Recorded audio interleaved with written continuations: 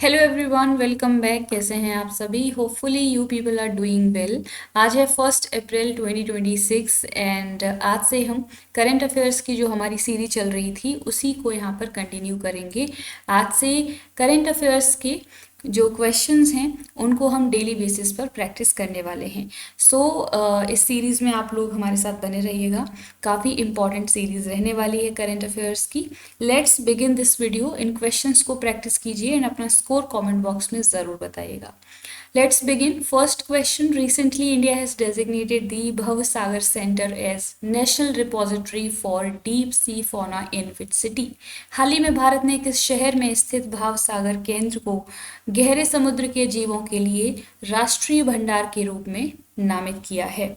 तो इसके जो ऑप्शंस हैं they are Chennai, Kochi, Thiruvananthapuram and Mumbai.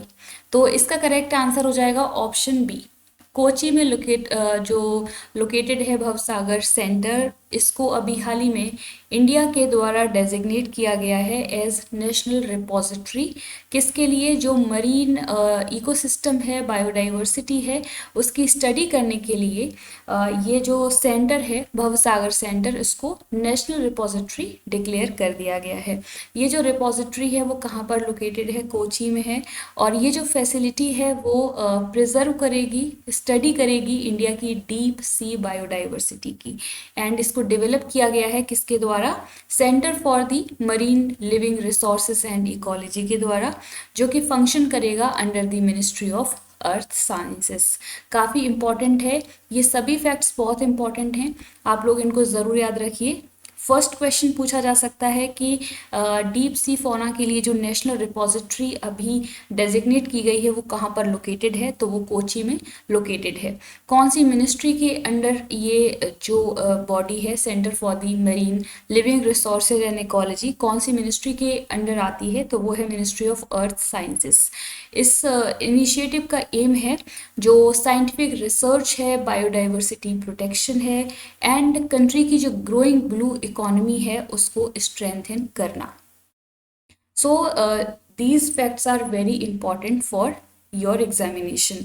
भवसागर रेफरल सेंटर कोची में लोकेटेड है और इसको ऑफिशियली रिकॉग्नाइज किया है ministry of environment and forest climate change ने under the biological diversity act 2002।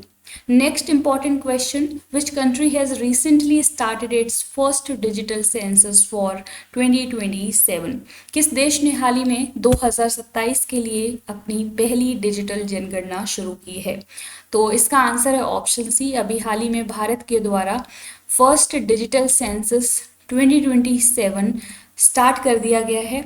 काफ़ी इम्पॉर्टेंट ये सेंसस रहने वाला है, जिसमें ये जो सेंसस है ये नेशन वाइड एक्सरसाइज है, जिसमें पहली बार मोबाइल एप्लीकेशंस को यूज़ किया जाएगा, ऑनलाइन सेल्फ एन्यूमरेशन को यूज़ किया जाएगा और इसमें जो स्मार्टफोन है उनको यूज़ किया जाएगा instead of traditional paper work method. जो ट्रेडिशनली पेपर वर्क मेथड होता था उसको रिप्लेस किया है मोबाइल एप्लीकेशंस ने।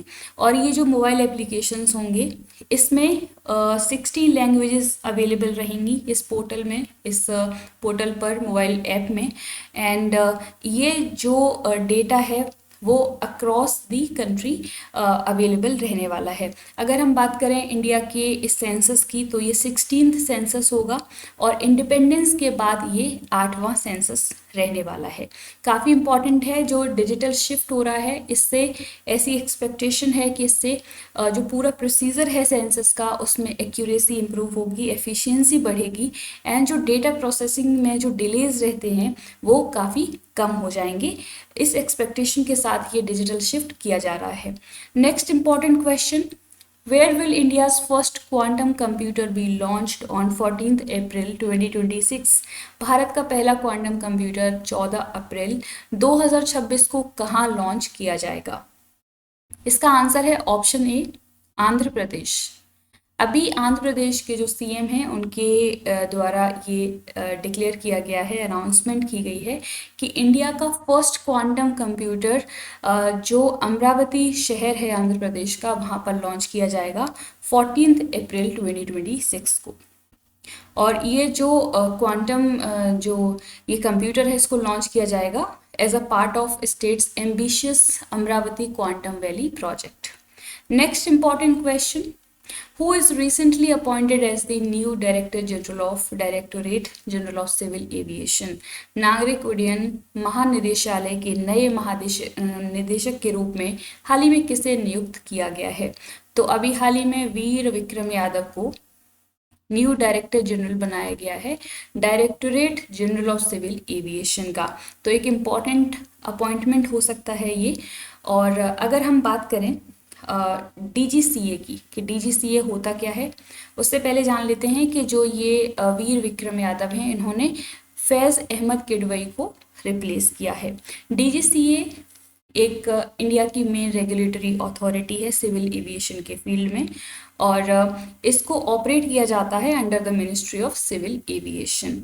और ये रिस्पॉन्सिबल है जो भी सिविल एविएशन रूल्स हैं उनको इन्फोर्स कराने के लिए, और जो भी एयरक्राफ्ट सेफ्टी है वो इंश्योर करती है ये बॉडी।